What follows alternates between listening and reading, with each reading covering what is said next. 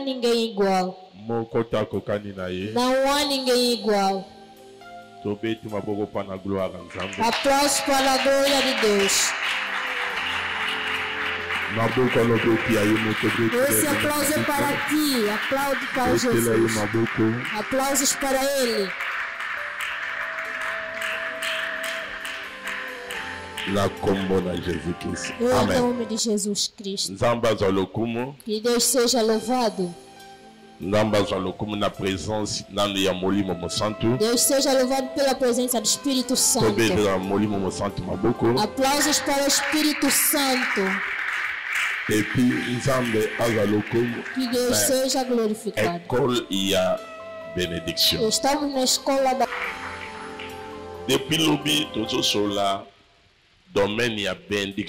Desde ontem estamos a falar sobre o domínio da bênção material. Bénédiction matérielle est biblique. Bênção material é bíblico. Est biblique un chrétien a pambolama. É bíblico cristão ser abençoado. Est biblique un chrétien a zanambongo. É bíblico cristão ter dinheiro. Tu pensa que vai verser lobby? Temos os versos ontem. Pois confirmer que nzamba lingara mwana nae a pambolama. Que confirma que Deus quer que seu filho seja abençoado. Premier verset tu pensa aqui? Primeiro verso que demos. De Corinthiens. Segunda carta de Coríntios 8 a 9. Bíblia lobi ye oyo azalaki na mbongo wana Jesus Christ. A Bíblia diz que ele tinha dinheiro e se colocou na pobreza. E a sua pobreza para que nos tornemos ricos. Amém. Glória a Deus. Só que tu pensa que exatamente na 1 roi 3. Segundo verso foi na primeira carta de Rei 13 a 14. Nzamba zoyebisa Salomon. Deus dizia ao Salomão, ele de acrescentar o que não pediste, riqueza e a glória. Essas duas coisas cristão que acolheu ao Espírito Santo tem que ter a riqueza e a glória. Quem diz não é o anjo, o próprio Senhor, quem diz. Deixou e disse a alguém que eu irei lhe dar a riqueza. Quer dizer que Deus que criou os céus e a terra. No seu pensamento a pobreza é ruim. A pobreza é ruim em todos os aspectos. Quem é pobre é limitado. O ser pobre é cúmplice. Há locais que um pobre não pode atravessar. Amém. Glória a Deus. Há coisas que ele vai ver como se fosse azar, mas não é azar. Filhos de pobre não estudam bem. Aleluia. Glória a Deus.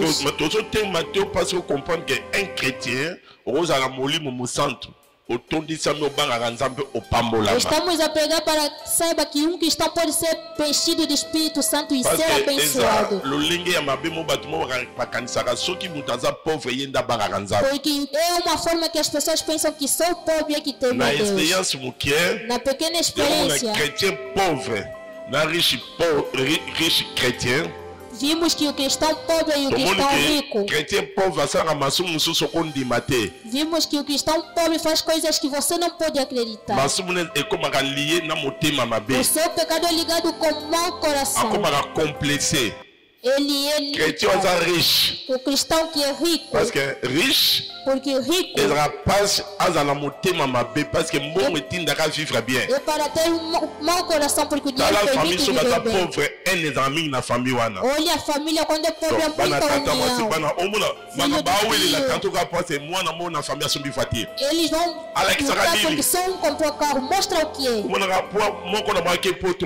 um foi fora do país. Ele manda os filhos fora do país.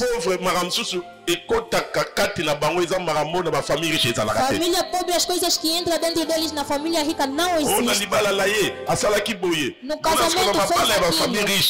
Casamento de família rica, não há esse tipo de coisa. Não quer dizer que não tem, mas tem.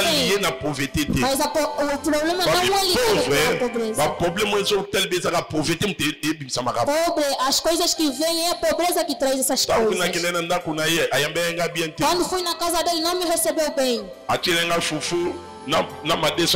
Me meteu fuz com feijão sem nada. Família pobre. Amém. Glória a Deus. Des familles riches. Mas família rica, quando te acolhe, você vai encontrar, já tem tudo aí. Você não vai ver que eles plantam com a comida. Por isso a pobreza é ruim em todos os aspectos. Se criar os teus filhos na pobreza, os teus filhos vão temer coisas que são normais e eles vão ver que não é normal. Por isso a pobreza é muito ruim. Aleluia. Glória a Deus. Riche na pauvre. O rico e o pobre. O pobre não vê distante, mas o rico vê distante. Por quê? Quando o pobre pensa amanhã o que vai comer, o rico vai pensar amanhã vou estar vivendo, vou comprar um terreno. Aí é uma diferença. O que o rico pensa e o pobre, há uma diferença. Quando o rico dorme, ele vai pensar de manhã, tenho que ir assim e voltar aí. O pobre vai pensar, ele vai me ver quando a gente se encontrar. Há muita diferença mesmo no pensamento, mesmo no comportamento. Por isso na sua vida o que tens que negar é a pobreza. Diga, nego a pobreza em minha vida. Diga, nego a pobreza em minha vida. Amém. Glória a Deus. Est-ce que famille pauvre comme riche? Será que alguém pode nascer em família pobre e tornar-se rico? A resposta é Deus é capaz de tirar uma família pobre e te tornar rico. Quando acolhe Jesus. Amém. Glória a Deus. Quero sentir mesmo que se está entrando o som avisa. Aplausos para a glória de Deus. Amém. Glória. Maman Mokambimbo. Tobeto bana 17 tomani mo retard. La laka ki om limbisa maman Mokambimbo. La laka ki tomani 17 tomani 18. Amen. Glória a Deus. Na vie kosenga bolimi seza komi kitisa te. Na vida pedir perdão não é suficiente. Se alguém na vida não sabe pedir perdão, não vai diante. É o sinal de tomar o valor de alguém. Queres ser abençoado? Toma toda pessoa na sua vida com valor. Se na tua vida não valorizas a ninguém, não vais distante. É uma das coisas em que Deus abençoa a pessoa. Mesmo um cego dê a ele valor, porque ele é um criador por Deus. Por isso eu disse, em outros lares o homem só para pedir perdão à mulher. Vai ver tipo está morrendo na sua vida. É sinal também de é sinal também de ter a vida de se rebaixar. Deus se levanta com quem é orgulhoso. Orgulhoso para pedir perdão é difícil. Amém. Glória a Deus. Deus abençoa pelo conselho. Se tens esse espírito de valorizar as pessoas, é uma das chaves da bênção também. Agora ouça-me. Ontem dissemos, os que não vieram, a bênção é bíblica. Todos que Deus chamou não morreram pobres. Todas as pessoas que Deus chamou não morreram pobres. Os filhos de Israel São uma das pessoas que são ricos no mundo. Os filhos de Abraão carnal. Ao mundo todo. Não há ninguém com riqueza mais que eles. Tem dinheiro em uma forma. Outras pessoas que têm também dinheiro árabes. Não esses de mentira os árabes mesmo de verdade, os filhos de Ismael. Aleluia. Glória a Qatar, Arabie Saoudite, Koweït, partout à l'Union. Amen. Glória a Deus. Toda essa parte. Os árabes de lá tem dinheiro não tem brincadeira. Por quê? Tem uma promessa em que Deus falou. Disse a Abraão: os teus filhos serão grandes pessoas no mundo. Por isso, como a bênção começa no domínio espiritual, lemos ontem, demos versos. A bênção não é coisa de força de alguém. A bênção não é coisa da inteligência de alguém. A bênção é do domínio espiritual. Se no domínio espiritual Deus já te abençoou. Físico vais distante. Aleluia. Glória a Deus. Vais distante pegar dinheiro. Por isso vimos que se o Salomão tornou-se rico no domínio espiritual quando Deus visitou, e se sereis abençoados, se tornarás rico e não haverá rei mais cordial mais que você. Por isso vimos na vida de Salomão vimos também em Abraão. Abraão também tinha muito dinheiro. O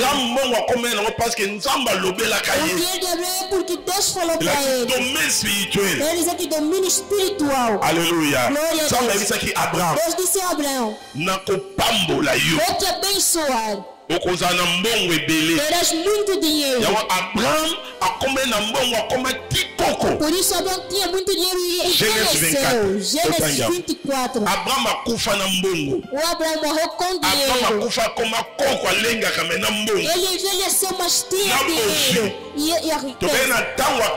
Dissemos que antigamente, se dizer que alguém é rico, tem 4 coisas. Os que estiveram ontem. Dissemos que antigamente tem água, tem uma lavra e tem uma e também tem servos. Porque antigamente não existia banco. Amém. Glória a Deus. Se tiver dinheiro tem que ter as 4 coisas. Amém. Glória a Deus. Vai ser chamado de rico. Muitos que vocês dizem têm dinheiro não têm dinheiro. Ter um pouquinho e ser rico ou se tornar rico é 2 coisas diferentes. Tem pessoas que dinheiro e fazer festa não quer dizer talvez tenha uma facilidade. Rico é o quê? Vamos lhe explicar tudo isso. Amém. Glória a Deus. Vai ver que o rico não é aquele que vocês dizem. Amém. Glória a Deus. Aleluia. Glória a Deus. Abraão envelheceu com seu dinheiro. Nós não nos chamamos filhos de Moisés, mas sim filhos de Abraão. Na realidade é nosso pai espiritual. Amém. Glória a Deus. Nosso pai. Il y a des chrétiens. O pai dos cristãos árabes. Como ele tinha dinheiro. Nós também os filhos de Abraão. Temos que ser abençoados. Porque dentro da estirpe de Abraão veio 3 tipos de filhos. 2 físicos e o espiritual. Physique Israël. O primeiro físico Israel. O segundo são bénédiction, il y a bénédiction matérielle. Ismael tomou também a bênção material. Bénédiction spirituelle, il y a sali car Isaac a bênção espiritual da sabedoria. Ismael tenta mabimela qui Ismael quando Deus apareceu para ele, Ismael libota munene. Também vou tornar Ismael um grande povo. esta palavra. Onde vês que os árabes têm dinheiro. Amen. Glória a Deus. Quando eles dizem que Abraão é nosso, sabe por que dizem? Segundo Ismael. Vimos desde ontem que a bênção é espiritual. Os árabes têm dinheiro segundo a palavra que Deus disse. Também tem dinheiro porque a palavra que Deus disse a Abraão. Amen. Glória a Deus. Viemos em família cheia de maldição. Quando acolhe Jesus, vais ter a graça de entrar na promessa dos filhos de Abraão. E tens que saber também isso. Muluba ngate yo você é só Congo não mwana ya Abraham. Você já tornou filho de Abraão. Como filho de Abraão, tem coisas que tens que fazer. Porque bana ya Abraham otobengi porque os filhos de Abraão que nós chamamos são eles que controlam os bancos grandes no mundo. Aleluia. Glória a Deus. Amém. Glória a Deus. Eles quem tomam a decisão neste mundo sem saber. Não aparecem. O rico que se chama rico não aparece. Mas fazem coisas grandes e tomam decisão neste mundo.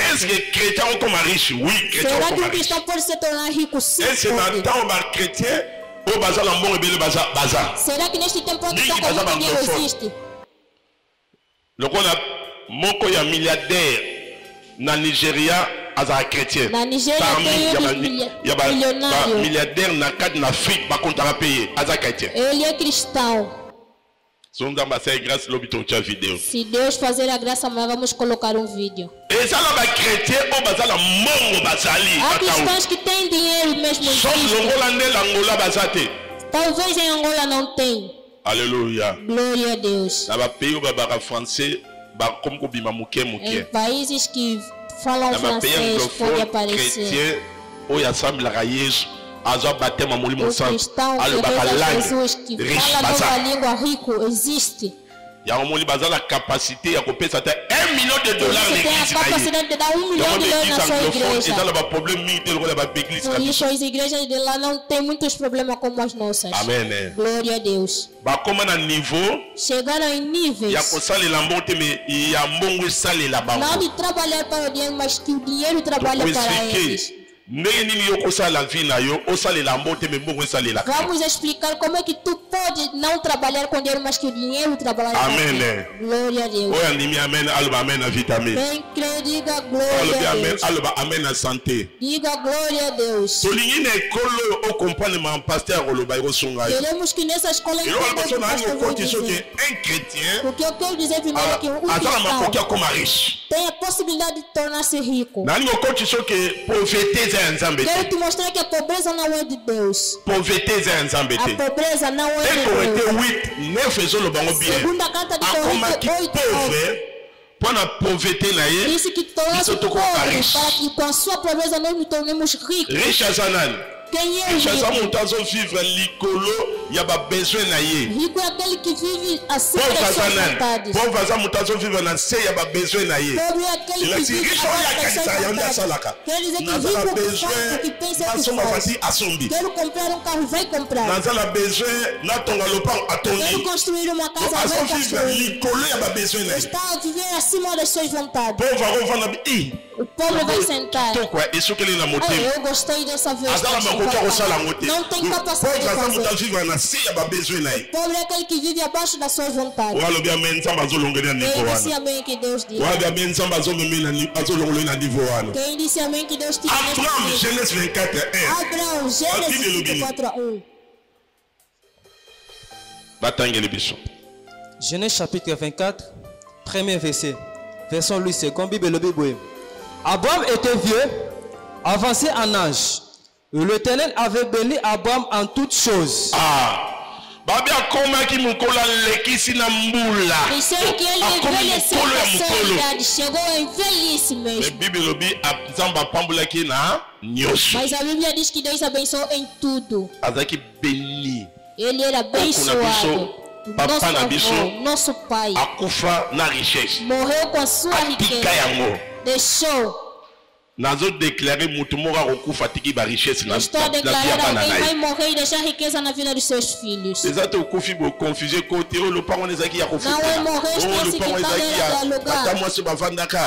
Le parent ezaki ya tongaka, mais le parent wana ezaka ya na ye mabele ya kotonga. Confuser côté.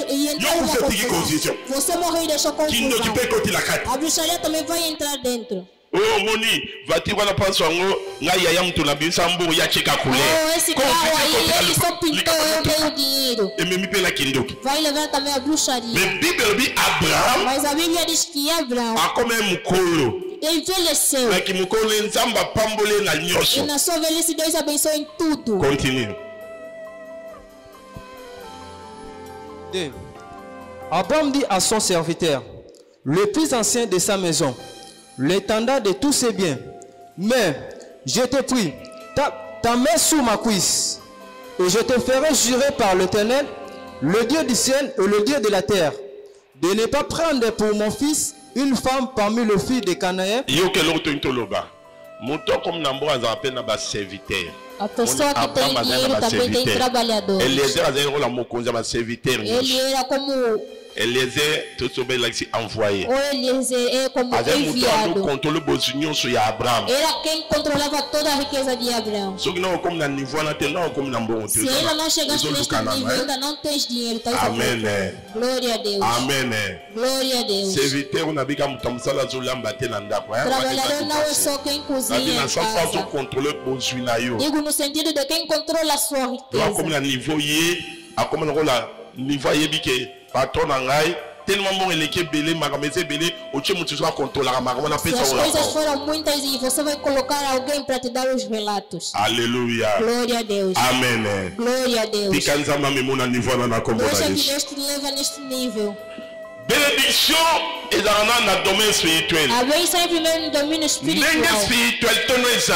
Como a sua espiritualidade se encontra? Eu como a sua bênção também será.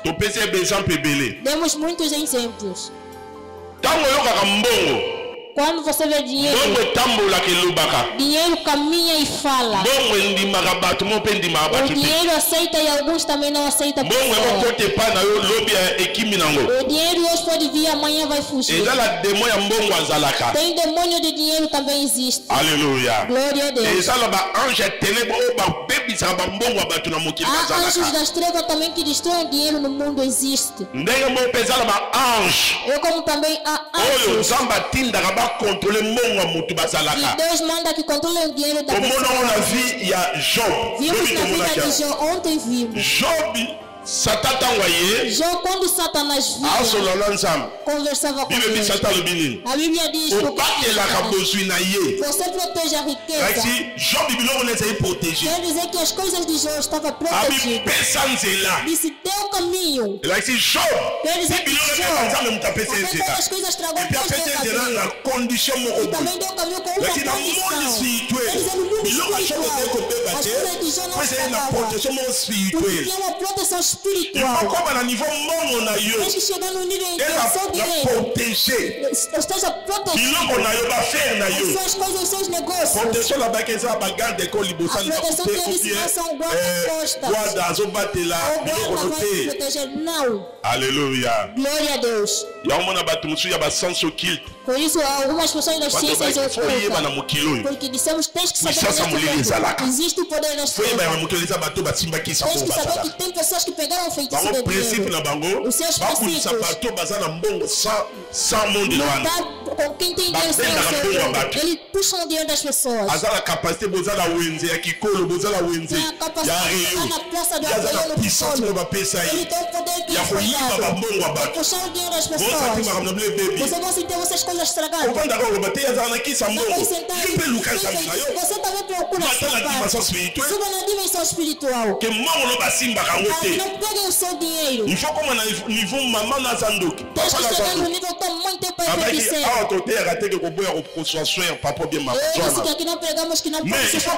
Tem que chegar no seu nível da mãe feiticeiro. Se você mandar $100, vai tentar colocar no seu fundo. kindoki na ye ebebi kola $100 por causa de $100. Quando mbongo neza protéger o seu dinheiro é protegido. Bakete bele mbongo na neza protéger muitos cristãos o seu dinheiro não é bazala protegido. fasite bayiba mbongo tem possibilidade de pegar dinheiro espiritualmente. Lobis consequências rozali amanhã as consequências serão que as suas coisas vão estar porque a tua vida não tem domínio espiritual. Só na domínio espiritual. Se no domínio espiritual és pobre. Ato simbi $50,000. Pegar $50,000. Ontem dei exemplo. Na terra como muito passa atika pessoa pobre já é falecida. Mamãe na ya igreja aí bisa logomo. Aquela mamãe vinha ela não rezava aqui, rezava em Lubango. A pamula makometi na capital a $50,000. Foi a pessoa que tem $50,000 em sua casa. Amém. Glória a Deus. Mas do nada toma. Aí ele não bambi ete. E não sabe o que faz. Aí o que ela tem Matia Siba. Um dia a igreja ouviu uma pregação sobre isso. Depois da pregação procurei. Pastor, a pregação me tocou. Eu cheguei no nível de $50,000. Na banda comecei como brincadeira com $3,000.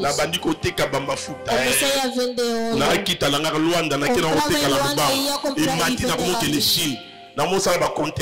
Comecei a vender mafuta na China.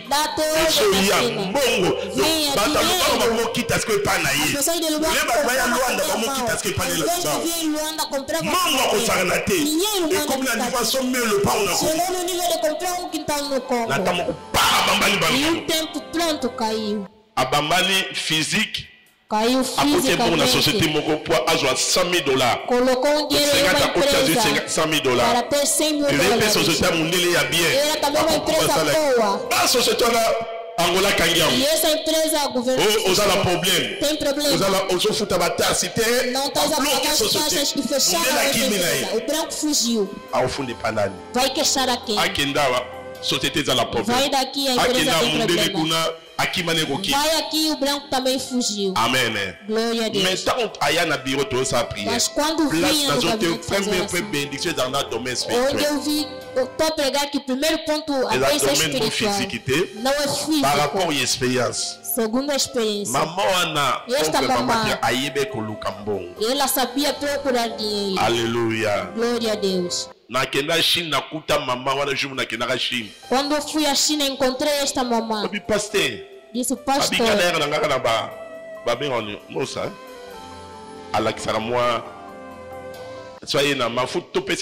Ela vem com aí na tela galaxy chinois la bête en motion presque comprendre que chinês vai fazer. Onde eu percebi que também é falso. E ela vai fazer um contentor de vender. Se vai sair bem ou não. Quando entramos lá no gabinete, onde eu vi que a bênção é primeiro domínio espiritual. Quando caiu o demônio falava, demônio é príncipe das trevas do sombra. Disse, eu sou príncipe das trevas do sombra. Esta mamãe tinha muito dinheiro sem pegar o feitiço. Nós usamos para ter dinheiro sem pegar o feitiço. Por isso, para rapport de rapport physique esse relato é físico, espiritual. Por isso eu mandei na sociedade. Eu criei que essa empresa tem problema. Eu que dei a ideia de porque ela não pode ter dinheiro. Segundo, nós temos que pegar o feitiço. Amém. Glória a Deus. Nós em nossas famílias que nascemos há esse tipo de coisa. Em todas as famílias tem esse tipo de coisa. E eu passei a perguntar. Esses dias eu não colo com o pastor, já não dou mais o dízimo. Eu disse, mamãe, a sua espiritualidade já baixou. Quando tem muito dinheiro, saiba também que a peleja é muito forte. Essas pessoas do místico são quimbandeiros. Ele tem o seu onde ele vai. Você vai ver vai ter um povo. Já não está mais orando. Esqueceu que também tem dinheiro uma peleja. Amen. Glória a Deus. Amen. Glória a Deus. O pensani que milier toza. Esqueceu que o local que está, o país onde se encontra. Muito pouco missa muito só toza é Satan, só toza é Satan. Só é Satan já é princípio. Se ele Deus coloca princípios. Sem princípio o que música tem. Sem princípio não vai distante. Amém, né? Glória a Deus.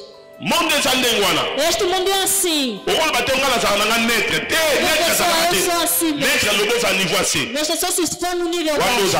Aí sim você. Exato, bateu uma beta bale. Como jogador. Ó, babeta bala nível assim, a coisa net. Quem joga no nível baixo como na nível aí, mano. Só tá dançando. Ou tem Satanás ou tem Deus. Tudo que é normal.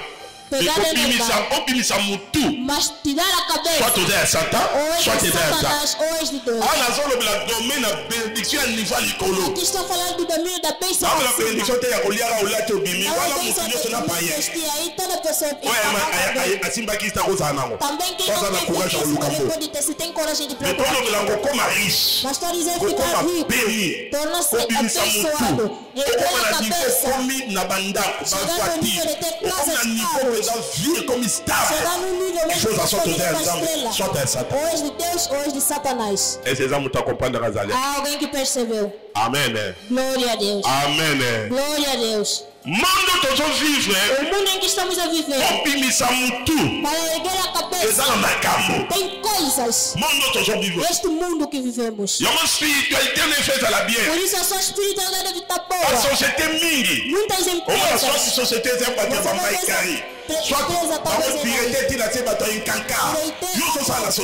Você trabalha nesse tipo de empresa. A sua inteligência vai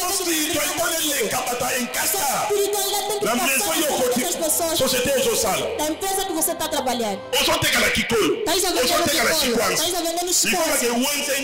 tens que saber que toda praça tem um espírito que dirige a praça. Que controla a praça. Il faut dominer ce contrôle à ONG. Tu vas vivre un commerce normal. Il y a un investir somente. Vous comprenez dans ma pambolai. Glória a Deus. Amen. Glória a Deus. Amen. Glória a Deus. Sabes que aí onde Deus não tem Deus de verdade. Nós rezamos. Eles têm imposam e colocam. Quando você está com ele, a tua espírito. Se não vai estar aí trabalhando para eles. Eles estão aí em frente. Estás a trabalhar para eles.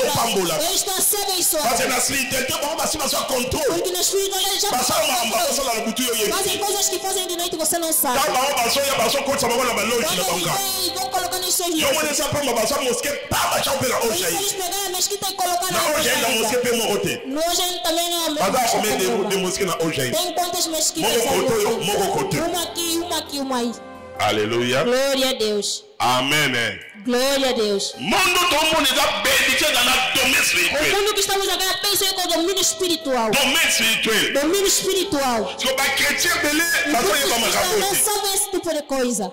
Domínio espiritual, benedição. Domínio espiritual, a bênção. Só que na domínio espiritual maîtriser. Se no domínio espiritual não physique, não somos ali que música. No físico tudo que farás irá adiante. Não na bendição é bereca na vida aí. Como vê a bênção da Eva em sua vida. Para toda a bendição é normal. Tem bênção normal. Bênção normal é anel. A bênção normal como é que é? Os social lá o biblioteca. Tais a vender ou trabalhar. Só to kotili keleba.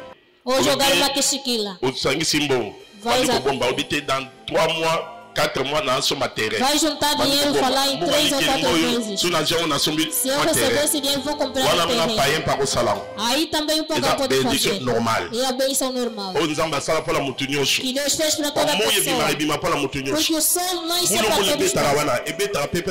A chuva que vem também é para lá para os feiticeiros também cresce lá frutos. Amém. Glória a Deus. Aí é a graça para toda pessoa. Se você colocar o princípio réalité moi dans la famille la Bible. Ça c'est ma réalité dans la réalité moi moi da contre yo contre le monde spirituel la bandiko la que l'homme você vai ver que o dinheiro não vai conseguir comprar nem terreno. Amém. Glória a Deus. Mas na Europa Porque na Europa. Mesmo fati mutation bambo d'écouter. Mesmo o carro a pessoa não compra assim, é crédito. Mutu ba katambo, obo ba katombo muke. Vão descontar aos poucos, aos poucos. Você já recebeu até se tornar seu na Europa. A casa não se compra de pago. É como crédito. O irmão ligou para mim. Quer comprar um carro. Este que tem $100,000. Mas vão descontar em 10 anos. Por mês vão passar a tirar aos poucos. Como está com o seu marido? Durante 10 anos.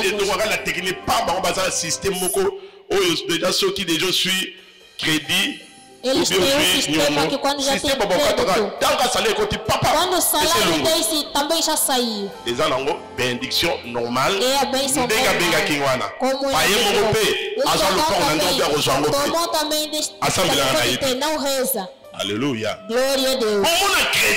Para você ver o que está. Tem uma realidade. Amém. Glória a Deus. Olha, tem idade de comprar um terreno. Tem uma idade também que não pode mais comprar um terreno. Tem uma idade de construir.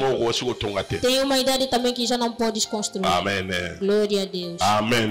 Glória a Deus. Que Deus te leve distante. Que Deus te leve distante. Deus te leve distante. Premier point, bénédiction dans notre domaine spirituel.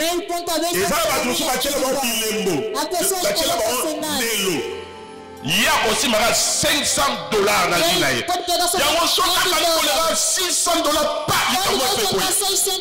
Bani fo babela, likamwa salama. Non wana osala wele mo te. Ba tu so tu fo ba kufa na famille, na mama ko. Bakela ndelo. Limite que colocaram. Il faut $10,000. Você pode parar em $10,000. O limite que já foi colocado na Se chegar prestes a subir, e ele vai assustar esse dia não faz escolher nada. Porque no mundo espiritual, já foi bloqueado assim na família. E ele próprio já foi bloqueado. Ou lá no bairro onde ele vive tem algo. As casas e os bairros também há coisas.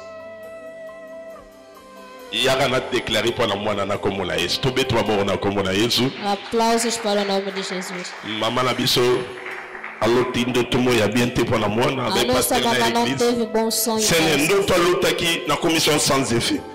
Grâce à Nzambe likolo sinatirel na botoli na monde moleli batolo taki bayibi mwana ngape na botoli ba mwana nazongisi mwana na maboko na yo na ponzi pai na Yesu na komuna Jesus Christ. Amen. Em nome de Jesus. Tobete maboko para a glória Nzambe. Aplausos para a glória de Deus. Nzambe azalo komuna Yesu. Deus seja louvado. Benediction eza ko dépendre na domaine spirituel. A bênção é dependendo da spiritualité na yo. Por isso tens que vigiar na sua espiritualidade. Por isso dizem que cristãos pessoas da ciência da spiritualité na yo. Eles vigiam a spiritualidade. Sabe o que para poder estar sempre assim. Como disse antes, China. Hoje estamos Kwa Chine kile no avaneli bokoko ya bakoko na bango. Chine abongo kota la loge ya ba formation o mindele basali. Chine azala loge na ye. Azala nzambe na ye.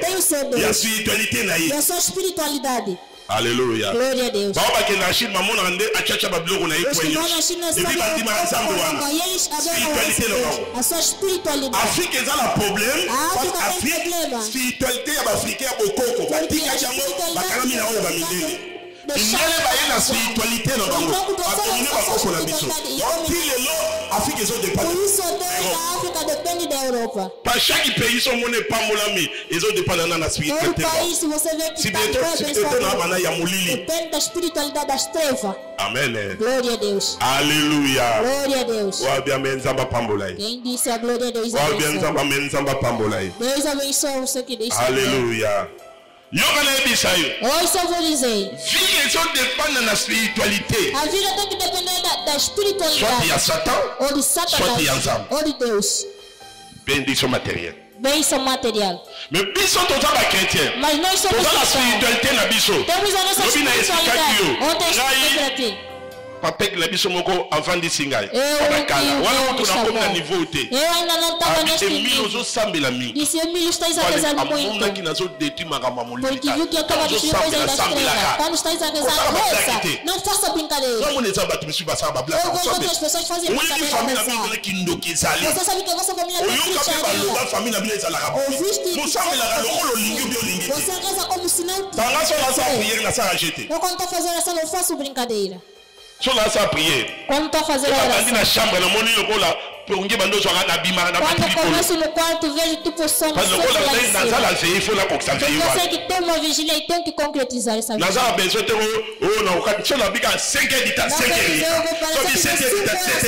Se eu disser 7 horas. Porque sei que a minha vida está dependendo da espiritualidade. Minha vida não depende do que as pessoas dizem. A minha vida está dependendo da minha espiritualidade com Deus. Glória a Deus. Deus abençoe. Eu disse verdade. Vou te respeitar por Deus.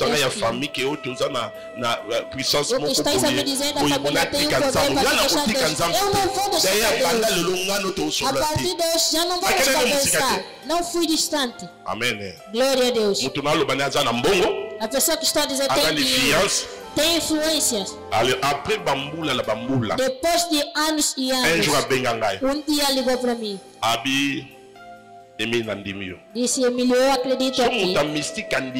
Se alguém místico acreditou a ti, é porque rezas Deus de verdade. Aleluia. Glória a Deus. Aleluia. Glória a Deus. Dias passado ligou para mim e disse, eu acredito você é diferente de todos os filhos que a minha bateu. Porque eu nunca pedi dinheiro. Me viu que eu desafiei. Casei na contribuição, viu as minhas coisas como vai indo. Aleluia. Glória a Deus. Agora o pastor Emílio foto da bimaka. O pastor Emílio como sai nas fotos. No Facebook, pá! No Facebook só está, pá, já tá. Vocês vão perguntar, vive em Angola? Vivo em Angola. Hoje ainda onde é a igreja. Amém. Glória a Deus. Pastor Emílio, pastor Emílio não sai bem. Deus seja louvado. Disse, eu vejo que estás abençoado. Quero comprar um carro. Vou mandar dinheiro. Eu coloquei ele em contato.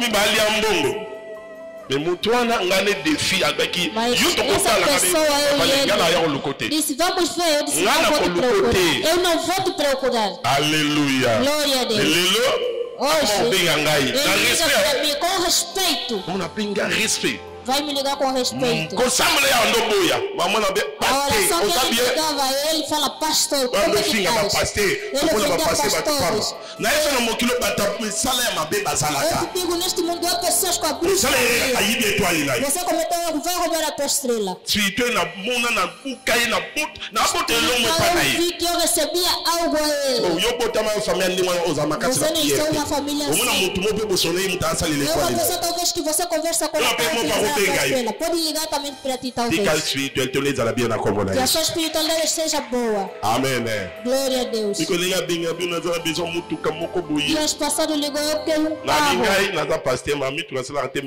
Eu disse, eu sou pastor e essas coisas de carro, mas vou dar o número de alguém. Eu dei o número para conversar, enviar dinheiro para comprar o carro. Se fosse o apóstolo Mutombo, poderia ter colocado a cabeça para glória. Deixei ele conversar com o pastor. Agora, este nível é o problema da espiritualidade. A vida depende da espiritualidade. Depois, fisicamente, vai ver que tudo vai distante. Quem percebeu que Deus abençoe. Amém. Glória a Deus. A nossa mamãe matando o demônio.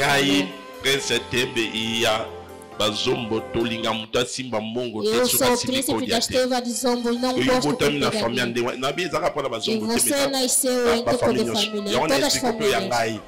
Por isso eu expliquei a minha também. Eu expliquei como eu venci. Em toda a família tem essas coisas. Tens que dominar essa espiritualidade. Quem percebeu que Deus não hoje vamos abrir outra chave. Moko o vive a promesse ya bana ya Abraham. Primeira chave para ser abençoado é a sua espiritualidade. Deuxième point Lilo. Segundo ponto hoje. Clé, deuxième clé. Segunda chave para ser abençoado. Em distante. Les autres dépendent de la vision là. Está dependendo da sua visão. Amen. Glória a Deus. Échec à Batebele. Derrota de muita gente. Asa na vision clarté. Tem uma visão não clara. É alguém que anda sem visão. Afinal, na vida, todos que você vê tornando-se rico, é a primeira visão que ele tem. Ninguém se torna rico dormindo acordado. Nunca. Todos que se tornam cristãos é coisa da visão. É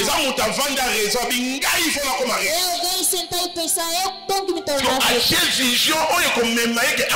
Vai colocar a visão que vai levar com que eles chegam de quê? Visão, o que é que é? Vision, vision, eza oyo, ozo kanisa, oje mokoza nango. Ele não tornou a vision ezali limia moko ya mukie na kata mulili. Hoje estamos a dizer que a visão é uma luz dentro das trevas. Mulili ezali. Mas um pouco essa luz ninguém vai ver. Só quando você que vai ver a luz. Vai ver essa luz. Vai dizer eu. Esta luz. Eu ia chegar onde essa luz. Essa luz é a riqueza. Essa luz é o que pensas para a sua vida. Por isso a visão não é de duas pessoas. A visão é de uma pessoa. Se alguém em sua vida são gente que têm mesma visão, não vão distrair. Visão é somente de uma pessoa. Por isso nós estamos dizemos que a visão é o pastor Emílio. Bapesi mutu suspension, mutu créé sans passer à l'Éba. Passer à visionnaire. Rébellion na kate.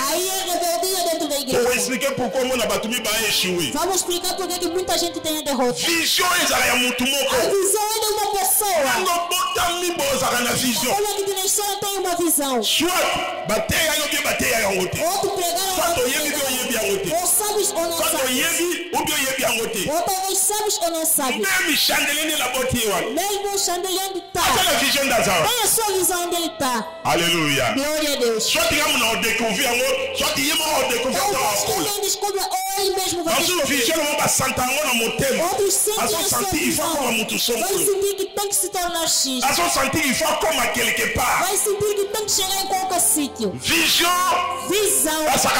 Não se brinca com ele. Visão é a vida. A visão é a sua vida. Hoje na visão na eu. Não vai ter dinheiro. Richesse é par rapport à vision. A riqueza vem segundo a visão de alguém. Na bandili. Repito. Richesse. Como uma riche. Par rapport à vision. Vem segundo a visão. Mesmo se tu pensar na denga mokili. Mesmo tem exemplos na forma do mundo. Aleluia. Glória a Deus. Batu nyonso yoki basali ba kombo na mokili. Todos que você começaram com qualquer sítio. Maman ba koma na mbongo te. Não começaram com dinheiro de uma vez. Até batikela ba na famille. Mesmo deixaram na família. Ezako la président trône auto leka. Eu como presidente. Ya botamé na papa Zambo. Ele nasceu com o pai rico, o pai deixou. Selon Betty de Transel Babine. Mas segundo os estudos, ele tornou-se rico mais que o seu próprio pai. Porque a visão quer dizer que tomou o dinheiro que deixou para ele. Se era milhões e quanto, ele tornou tudo. Porque ele também tinha visão acima do seu pai. Porque ele chegou no nível de ter avião. Ele tem avião.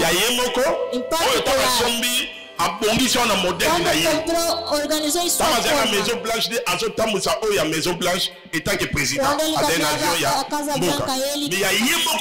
Mas dele em particular. Os aviões, il faut foutre tarmac. Ter avião tem que tarmac va foutre on a air. O pagamento é com horas. Amém. Glória a Deus. Não tem que pagar. Se você vê que alguém chegou no nível de ter avião, tem dinheiro. Porque o avião da forma que senta aí na conta por horas. Amém. Glória a Deus. Ou minutos. Se fazer 10 minutos, tens que pagar. Por isso os governos não têm dinheiro. O governo tem muita forma de ter dinheiro. Por isso não tem passar. Na vida vimos que tem pessoas, quando pagar tem problema. A África tem problema. O indivíduo tem mais dinheiro do que o povo. A África tem problema. Amém. Glória a Deus. Vamos falar sobre isso. Aleluia. Glória a Deus. Pour ma deuxième clé, il faut une vision. Para ser abençoado, segunda chave é a visão. Qual é a sua visão neste mundo? Pour comprendre les visions, para perceber a sua visão, estamos na segunda chave. Para perceber a sua visão, tens que conhecer o que tu realmente és. A roupa de muita gente não sabe o que é ele. Não pode concretizar a sua visão se não conheces quem realmente é.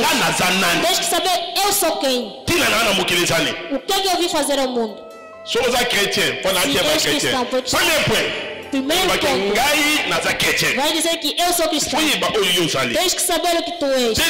Segundo ponto, tens que dizer que eu sou cristão. Neste mundo, o meu objetivo é assim. O meu objetivo é esse. Vamos fazer com que não sejas alguém que anda por aventuras. Um visionário não caminha como toda pessoa caminha. Não vai à esquerda porque não vai caminhar à direita porque ele vai ver a luz. Porque esta visão nem todo mundo vê. O que tu vês, as pessoas não veem. O que eu vou perguntar, o que é que tu vês? No domínio da riqueza. O que é que Cristo? O que é que pensa? No domínio da riqueza. Talvez eu possa dizer como aleluia. Glória a Deus. Um visionário é quem vê distante. Não vê próximo. É como águia. A águia vê distante. As pessoas não viram o animal e ele vai ver. Porque ele é o animal chamado com a visão distante. A sua visão é a sua vida. Para que a sua visão não vai concretizar de repente. Onde há polêmica, onde há coisas que dão conselho, escreva que vai te ajudar. Um visionário tem que saber trabalhar com o seu tempo. O seu tempo. Na journée, tu as 24 heures. Por dia tem 24 horas. 8 heures de temps ou bien 7 heures de temps à Yarulala. 8 horas de tempo é para dormir ou 7 horas. Mas vamos explicar que quem tem dinheiro, a pessoa só dorme muito quando tem muito dinheiro. Se você vê que o rico está dormindo sossegado, mas fora disso dorme porque tem espírito de procurar dinheiro. Você ainda não tem dinheiro não está procurando nada para fazer, é sem visão. Amém. Glória a Deus. Amém. Glória a Deus. Amém. Glória a Deus. O coronavírus veio, estou em casa, é sem visão. Estamos a ver quando o vírus veio. As pessoas procuram dinheiro rico como televisão. Criaram uma empresa de máscara. Quer dizer, no tempo do confinamento. Eles estão a ter dinheiro. Criaram. Aleluia. Glória a Deus. Olharam o que podemos fazer. Aí são os visionários do mundo. Os que dirigem o mundo. Como é que vamos a vacina? Tornar a vacina. Sabes quantos milhões a sociedade tem? C'est ça que tu as visionnaire. Aí sim são visionários. Quelle solution? Veio a doença, eles procuraram a solução. Quando você está chorando, eles estão a receber. Neste tempo que você está a chorar. Um visionário. Vê distante. Un visionnaire, tu premier peu formé ba oyoza. Primeiro ponto, o visionário tem que saber o que tem. Qual é o seu objetivo? Segundo dizendo que sou cristão. Segundo, eu quero ter dinheiro neste mundo. Para ter dinheiro, começa-se em qualquer sítio. E outra coisa que eu quero auxiliar. Um visionário, quando quer ter dinheiro, não tem uma visão ruim. Se tiveres uma visão ruim, não terá dinheiro. A visão ruim é querer dinheiro para que as pessoas me vejam. Um visionário também, como não pode dizer, eu sei que meu dinheiro é para sustentar a igreja. Mesmo o demônio planejado vai mandar, porque já viu a sua visão. Objetivo vai se ter dinheiro para a família, é para o seu trabalho. Porque as pessoas de hoje, eles também não têm visão quando entram na sua visão. Eles dizem, se eu entrar aqui, eu vou fazer o esforço para que a loja vá distante. E eles vão sustentar. Même ceux qui basent parmi les bateaux, basent à poste clé, bah qu'on vote. Mesmo se for dessas pessoas que abimi député, você vai assustar abimi na parlement. Você só vai ver no parlamento. Porque já sabem que se esse se tornar esse posto vai ajudar. Visionnaire, il faut un montant viser ma cambo na zone. Visionário tem que ser alguém que vai ver essas coisas que eu estou a dizer. Ouça agora. Un visionnaire, il faut mon musica. Um visionário sabe que tem que ver distante. Objectif là comme quelque part. O meu objetivo é chegar em qualquer sítio. Mas para chegar tem que começar no sítio X. Por isso algumas pessoas, o seu objetivo é tornar-se rico, mas começou a vender carvão. Nesse carvão é só o começo. Não vai parar aí. Quando está vendendo o carvão, onde estou a dar o conselho, neste carvão, o que é que vai fazer? Vai guardar dinheiro que vai levar com que amanhã esteja com 2 sacos. Está a guardar dinheiro que amanhã vai fazer com carro. Dinheiro não vem dormindo. Os que tomaram dinheiro que você vê, quando está fazendo negócio caro, só se tem uma graça particular. Porque dentro de um visionário, toda a derrota que vais ver é a escola da sua vida. Por isso um visionário toma inteligência com as derrotas que vai ver. Porque quando tens a visão, não pensa que vai vir com ataques, problemas. Esses problemas são uma escola. E amanhã vais pregar as pessoas com essas coisas. Aleluia. Glória a Deus.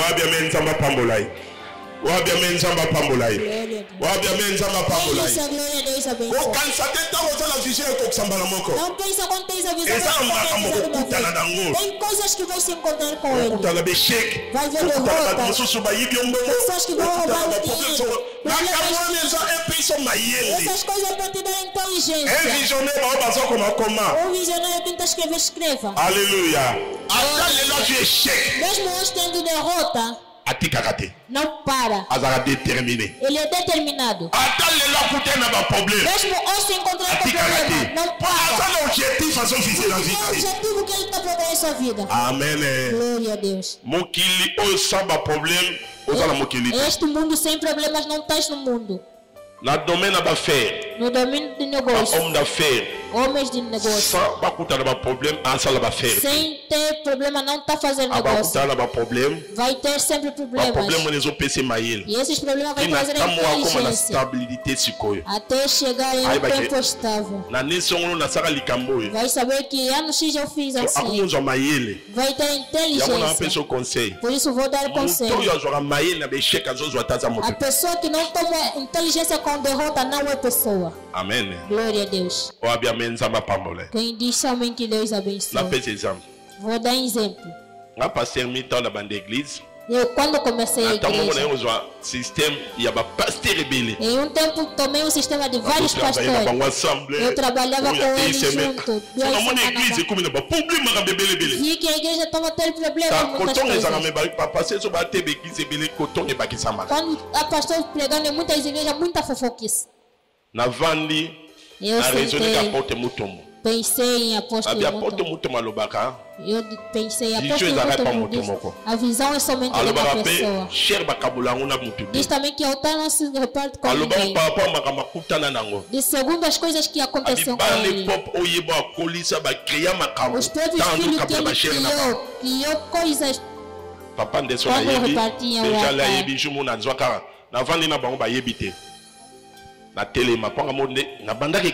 Eu me levantei. Quando eu comecei a igreja, ele viu. Eu preguei. Aquela era a pregação, tocou. Vamos se separar mesmo. Vamos falar amanhã porque somos filhos de Deus. A pregação de colocar ordem na igreja vai alegrar alguns e alguns. Quando preguei esta pregação, o visionário não pode ter medo. O que estás a ver? A visão está em sua mão. Amanhã vai brilhar em nome de Jesus. Eu disse, pastor, você vai fazer a igreja na Simango. Também vai fazer a igreja na Pastor Lugar também vai fazer essa igreja. Começaram a igreja. Trouxe quando veio aquelas coisas. O Anderson disse: pai, eu não vou ficar. A igreja já era pouco. Aquele vai. Amém. Mas hoje, em todos que foram, não há ninguém que tem como a igreja como a minha. Porque eu vi que eu disse a visão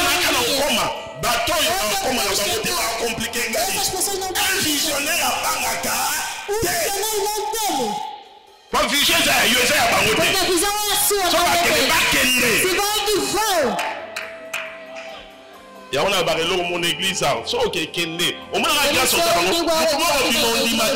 parce que vision est ça. Là, on dans mon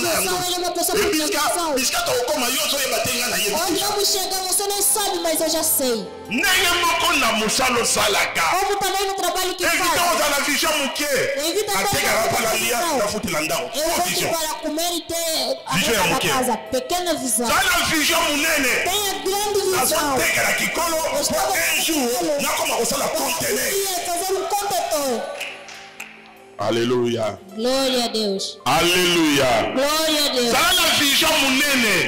Pour lui. Bani Abraham. Porque filhos de Abraão. Disse que não será a cara, mas sim a cabeça. Visionnaire est dans salle là, aux ateliers. Il va un jour dans un atelier nangai. Un visionnaire. Un visionnaire, yo karolo pasteur loba. Diga pastor fala. Un visionnaire ça lokola mutakumi maki. Visionnaire como mukumi maki aswanaka te. Un visionnaire bato bafinga kinga, batunga kinga. Un visionnaire ça m'a par rapport à ma fille. Autant visionnaire. Yo sommes là président Amboka. Você já viu o presidente do país? Mas son fille aí. Tá lhe ofendendo. Na batamabo aí eu fico com se batamo. Aí ele que dirige ça na maboko na aí. Il y a pour ça na campagne un jour hein. Quand mandé ko ya bon voter. Fazer umas coisas que dia possam votar para ele. Le combat bando finge. Président ko tira biso mai. Yemi te pour ko chamai. Ayo kaka binome. Azaile na sila. Ele ouviu mas estava em silêncio. Ele lá na TV lo bien. Ontem a na Congo président Félix. No Congo presidente Félix. Aqui na réunion sur Congo. Ele foi no Instituto na Superior campus, do Congo. Nino, exato, campus na Nilisus. Tem a universidade. PP. Aqui a Lobini. Ele foi. Aquele bango internet wifi ofele. Colocou a internet wifi. Quem é inteligente, por que ele fez? Aí que sabe que sabe se o estudante estiver por mim? Aqui que você não resposta a Bíblia não vai por fim de cá. Aqui pensa a resposta ele que vou responder algo que um dia será a sua bondade. É visionário alanda kate ko batwaso finga ye. Atala ko finga kama mia solo biese a luta. Se é mentira, ignorância. Il y a un visionnaire qui a maté à Royoka Biyoka Yokate. Fille de son n'est pas les papas toi la té. Fille de son n'est pas la Yonan Sabelio. Un visionnaire à Sarabon. Son monde, il me finit Kinga. Il me tourne Kinga. On va y la boue. Autant visionnaire était. Un visionnaire. Un visionnaire. Tu me souviens au Linganga. Tu me souviens au Linganga. Moi qui les savais moi. O que lhe chama nenhuma. O mundo vai ver assim. Tem os que vão ofender e fofocar. Aleluia. Glória a Deus. Nangi mutu moko atala na vision aí. Quero que alguém olhe somente a sua visão. Kotala batute. Não olhe as pessoas. Tala vision aí. Olha somente a sua visão. Basi ndumba occupé bangote. Yo tala vision aí. Basi kosi na kits kotala bangote. Tala vision aí. Não liga, olha a sua visão. Ngai na mone loko mo batuna ba mona. Eu vejo coisas que nunca ninguém viu. Uma questão. Em 10 anos, o que planejas ser? Porque tem pessoas que caminham mal. Em 5 anos, o que estás a pensar em fazer? Um visionário coloca já um papel. Dans 5 ans, diz, em 5 anos vou fazer dans assim. 10 ans, não sei louco. Em 10 anos vou fazer assim. Uma questão, tens visão. Em 10 anos, o que serás? Em 5 anos, o que planejas fazer? Estás aí na Europa porque ouviste as pessoas vão logo ter uma visão. Estados Unidos vais porque ouviste uma visão. Muitos que estão lá na Europa 20 anos sem documento. 15 ans. 30 anos, 15 anos. Você que está em África está assim. Fora o $5,000. E se você seguir, estragou $5,000. Outro estragou $10,000. País fora do país. Chegou lá e não está conseguindo. Quer dizer que foi sem visão. Vai somente ofender as pessoas. Quem ofende as pessoas é sem visão. Repito. Se vês alguém que só ofende, é sem visão. Porque quem tem visão não tem visão.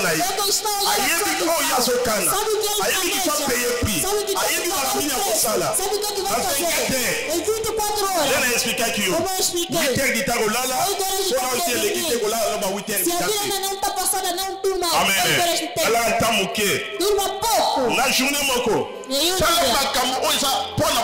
Faça coisas que é para a bondade da sua visão. Em 24 horas tem que saber. Quando está ya makameza kwa la bona pesquisa ningi basaba recherche te quando está aqui na pesquisa eu só vou fazer que ele bien te que bien te me batu baso ko basa a pessoas que estão muita banda ro bagambo que so que bien te makameza pas sa vision Sem visão. Mudou da vision. Quem tem visão? Onde é que ele tirou água em nome de Jesus? Aleluia. Glória a Deus. Amen. Glória a Deus. Il faut tambola na vision. Tens que caminhar com a visão. Quem sou eu? Por isso eu disse, és cristão. Se me perguntares, eu vou dizer o meu objetivo. Por isso, quando eu vim em Angola, eu não falei. Porque eu já sabia o meu valor. Eu não sou comerciante. Amém. Glória a Deus. Aleluia. Glória a Deus.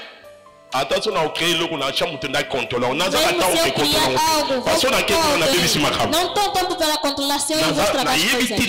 Eu sei o meu valor. Sei o meu objetivo no mundo. Ele protege a sua perna, porque sabe que se essa perna, sua visão, ele vai proteger. Vai tirar a sua respiração, porque sabe que a respiração não vai comer xindungo. Aleluia.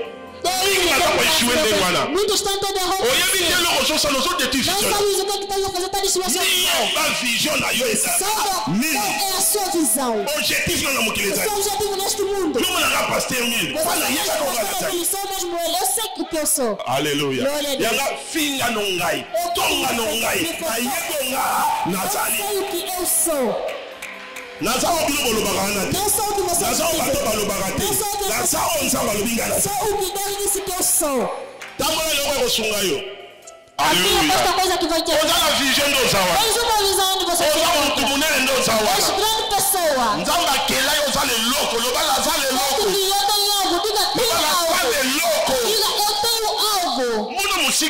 Veja distante.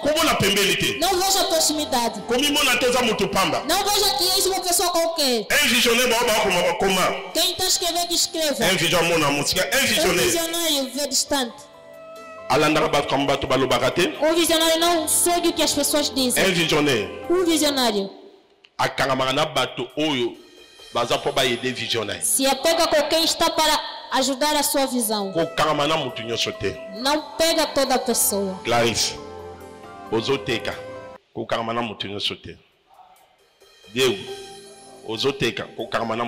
não se apega a toda a pessoa. Tino, Estás a vender, se apega com a pessoa que você vai ver que coloca um mais na sua visão.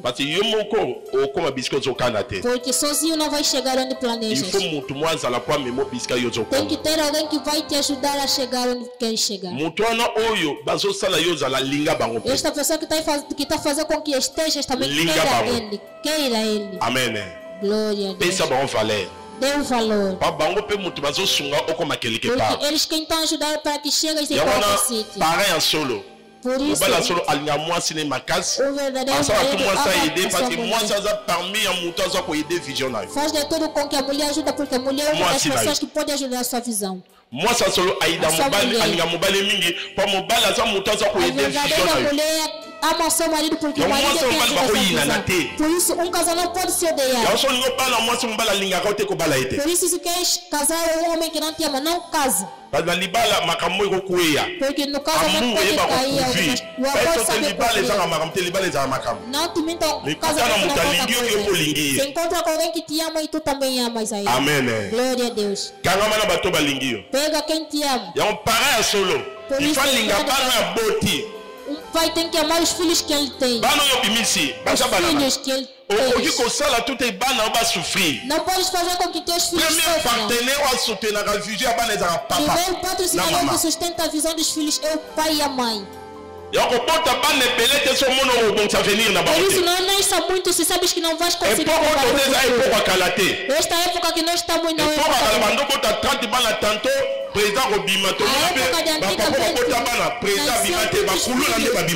vimos também pais que têm muitos filhos, também não tem nenhum presidente, e é bandido isso aí. Amém.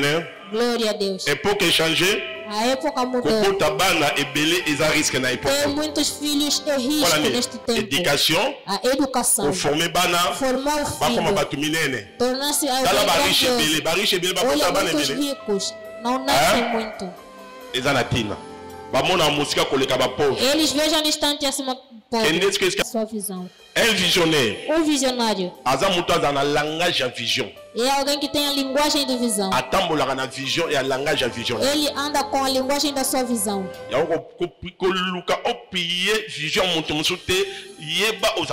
Por isso não procura apagar a visão de outra pessoa, saiba que tens uma visão. Visionnaire a langage à vision. Visionário tem a linguagem da sua visão. Visionnaire. Visionário. É alguém em sua vida. Avant d'un mois de temps, tantôt pendant 3 semaines, 1 semaine, ils ont raisonné par rapport à la vision. Vai ficar tempo. Ou bien ils ont combatté, puis ils ont combatté. Tempo pensar, faz com que chegue e chegar. Faz da sua reunião, você vai ver alguém sempre.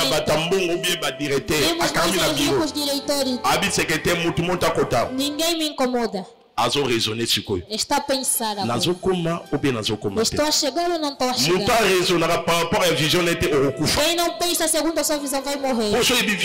Porque se souberes a sua visão, sabes que estou aí com você. Vai chegar ou não chegar? Porque tu faz com que não chegues. O que? Tens que saber. Um visionário não gasta o dinheiro à toa. Un visionário a dépensé un bon par rapport à visionnaire. Gasta o dinheiro segundo a sua visão. Un visionnaire. Visionário. So azala $1000. Se tiver $1000. A somba $500 et l'embâté. Não vai comprar roupa de $500.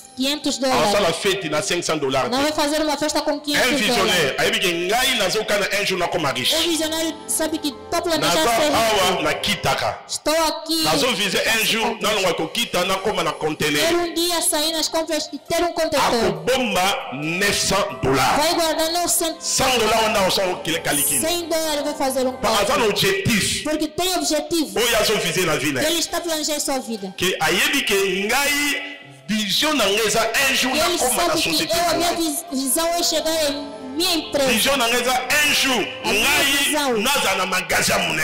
Dia ter uma loja grande. Oi bandaka na vision.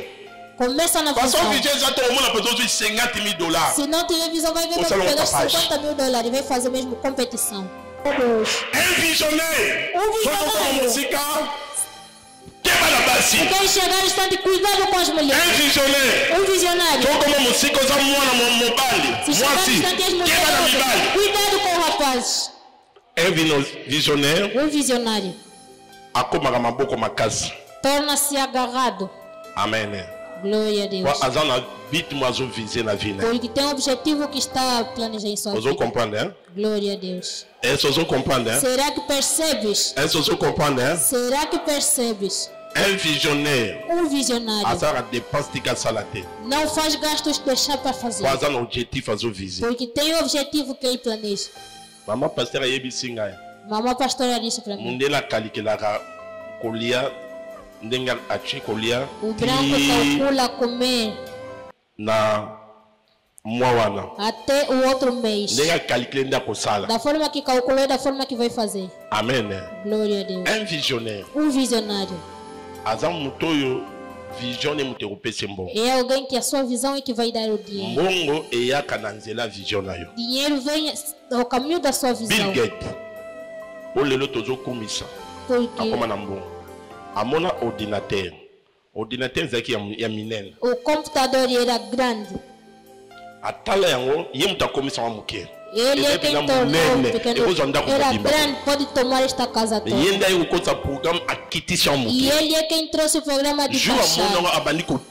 No dia que viu, passou a trabalhar. Disse que noites e noites não dormia. Tinha problemas com pessoas. Até que fez com que o computador fosse pequeno. Facebook. Ou está aí na organização. Começou na escola. Avant de raisonner. Un visionnaire faut raisonner. Por isso quando eu digo pessoa está fazendo problema é a visão. Pensa como toda pessoa. Sentou assim, Facebook começou era com amigos. Fez com que eles conversassem. Quando viu que está tendo sucesso, quando começou o sucesso, os ricos vinham procurar ele. Disseram queremos comprar o aplicativo e poder utilizar ele. Milhões, negou. Disse não, nego. Não vê na sua visão. A sua visão é o seu dinheiro. Será que tem alguém que compreende? A sua visão é o dinheiro. Aleluia. Glória a Deus. Hoje, Facebook,